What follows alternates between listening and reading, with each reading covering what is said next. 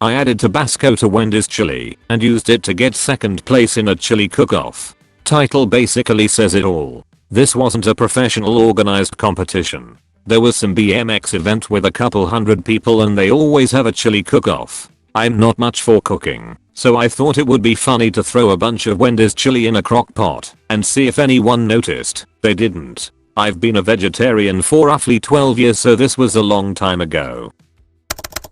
I registered a company, bought all the takeaway boxes from Amazon, signed up for a few delivery apps, made a few social media accounts, and printed leaflets that I drop in mailboxes. I resell microwave meals. On some meals I add something to make them look better, like cheese. So far it's at around £200 a day in revenue. Nobody suspects a thing. Soon someone will come for hygiene inspection, but I'll pass that check without any problems. It's not illegal to operate out of your own kitchen. Should I feel bad? I feel kind of proud, to be fair, and free as a bird from the 9-to-5 life. Edit. Please stop commenting on the legality of this. I'm doing everything by the law. I'm in the UK, so yes, I can work out of a non-commercial kitchen. Yes, I'm registered and will pay taxes in Jan. Yes, I have my certificates, and yes, I have insurance, though there is something I might need to add to the policy. Doing that next week. This shouldn't be your concern.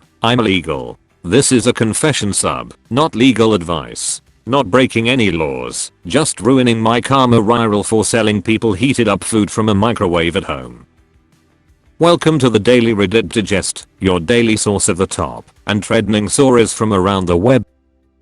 Throwaway, because a lot of people know my real Reddit. For the past 3 months I have hit a rough patch. Barely making my rent, which is $480 a week. Barely making my bills. Can barely afford cigarettes. Cigarettes in Australia cost roughly $25 for a pack of 20s. A neighbor of mine is an outdoor smoker. He lives in an apartment building just a block away. He has been filling large jars up with his cigarette butts and keeping them in the jar at his front door. The first time I stole it, the next day he had already put out an identical jar. I let that fill up for a few days and then I stole that one too. This repeated 2 more times. The 5th jar he put out, funny enough, literally the next day, was also identical, except this one had the message "please bring back jar." A lot of people would be disgusted that someone is stealing their ashtray, but whoever lives in this house obviously knows what it means to be broke. I listened to whoever it was, and after I stole the ashtray with the message on it, I grabbed all the jars I had from his house and brought them back to his doorstep.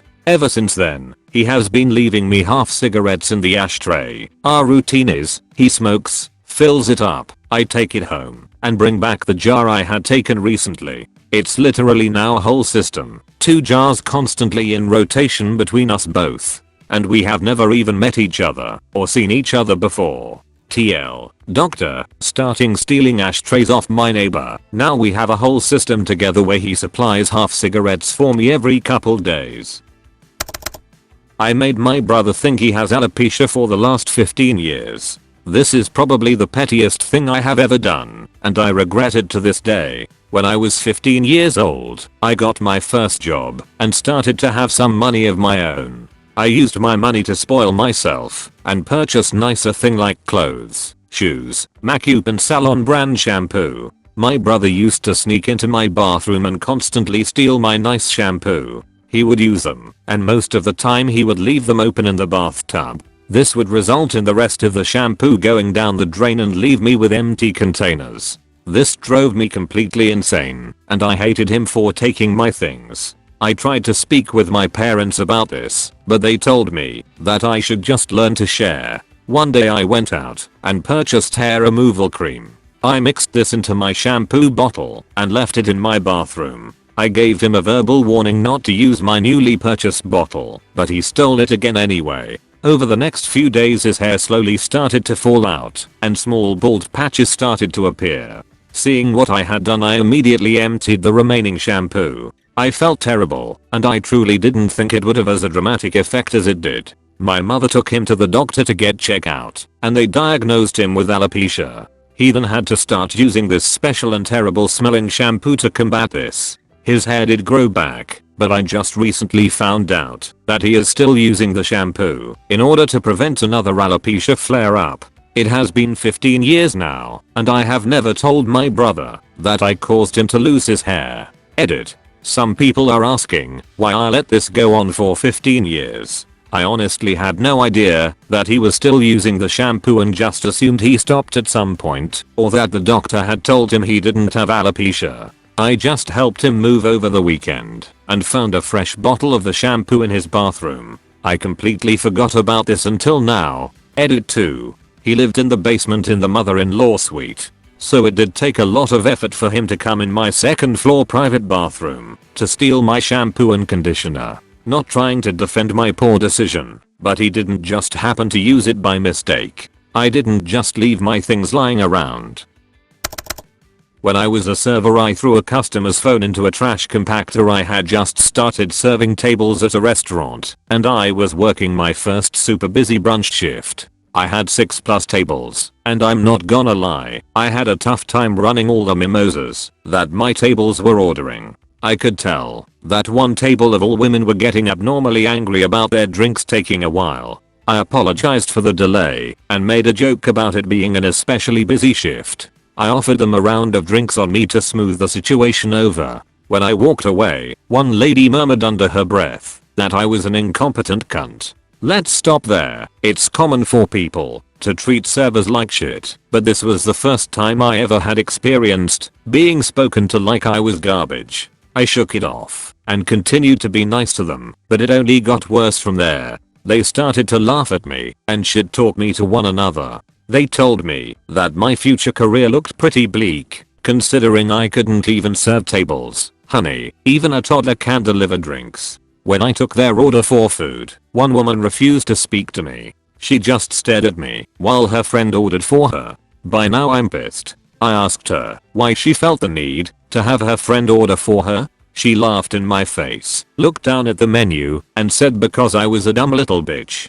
Due to the fact I was at work, I couldn't argue or tell her to eat shit for treating me like I was a dog. If I did, my boss would have fired me. They ended up stiffing me on their $200 check. Once they left, I realized the woman that gave me so much shit had left her phone. I took it and went out the back door to smoke a cigarette and try to calm down. Who the hell did that woman think she is? So I promptly turned off her phone, threw it in the trash compactor, and turned it on. She came back minutes later and asked multiple staff members if we found it. I told her that I didn't see it when I bussed the table and that I would call her if it turned up. I never told anyone, but I never regretted doing it. When you treat people like shit, expect shitty things to happen to you. Edit #2. I should have clarified that they stiffed me, as in they didn't tip me. They did pay their bill before they bounced. Lastly, I've been in the service industry for a hot minute and I've only experienced this level of disrespect twice. Whether you believe it or not, some people actually think they have the right to talk to servers like this, and many restaurants jaff.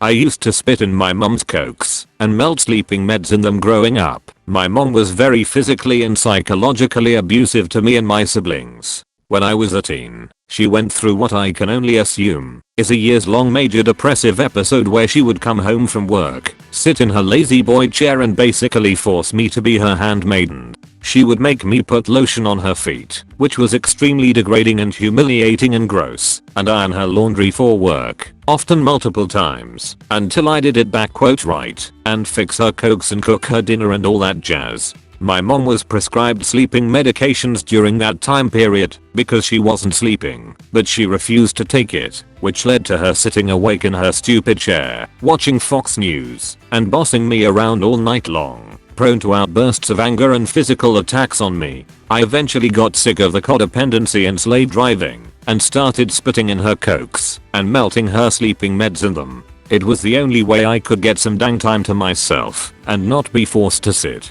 and watch Fox News all night and listen to her bench and moan about all the things I didn't do right that day. I don't regret it, and I would do it again in a heartbeat. Get fucked, mom.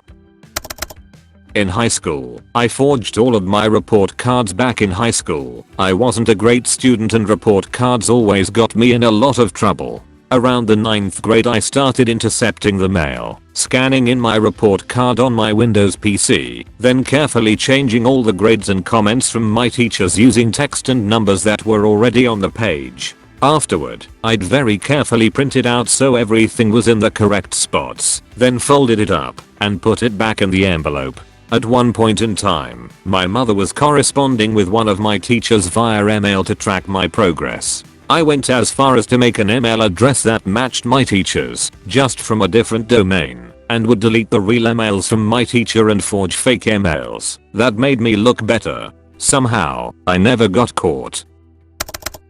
Cop pulled me over, and I called 911 and lied to get out of going to jail. When I was 19 I was running late to work in my tiny Pose economy car, and on fumes of gas I didn't come to a complete stop on a right turn. Lights behind me, so I pull over. I know I've barely got any gas at all, and was almost to a gas station, hence why I rolled through the stop a little, trying not to have the car die. At the time, around 1995, a new digital phone had come out called Voice Esteem, now Mobley, and their whole big thing was the phones were digital and not cellular. They were the first phones with caller ID, and one of the big things the salesman had said over and over was, since it was digital the signal couldn't be triangulated or traced. Not that I cared, but it stuck in my mind.